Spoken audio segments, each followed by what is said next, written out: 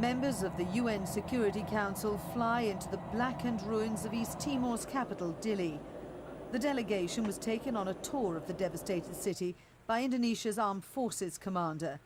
UN personnel donned flak jackets for the visit. After seeing whole streets reduced to ashes, General Wiranto finally caved into criticism that his troops had done little to stop rampaging militiamen opposed to independence from Indonesia. He announced that he'd recommend the possible deployment of UN peacekeepers, but just hours later Wiranto backtracked, telling reporters he'd look at security cooperation, omitting the crucial reference to peacekeepers.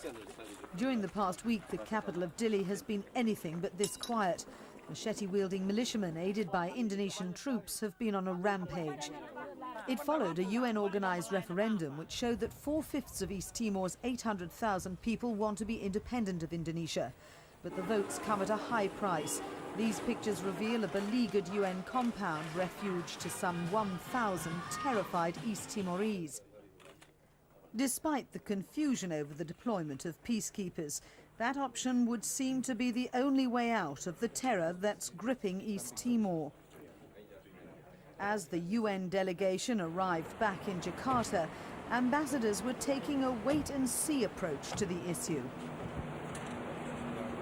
There's a serious humanitarian crisis out there in the mountains and the bush, and we've got to do something about that urgently.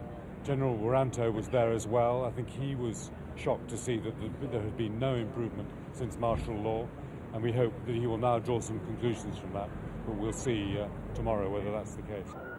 The ambassadors' reports have been passed to the UN Security Council, which has begun debating the plight of the besieged East Timorese.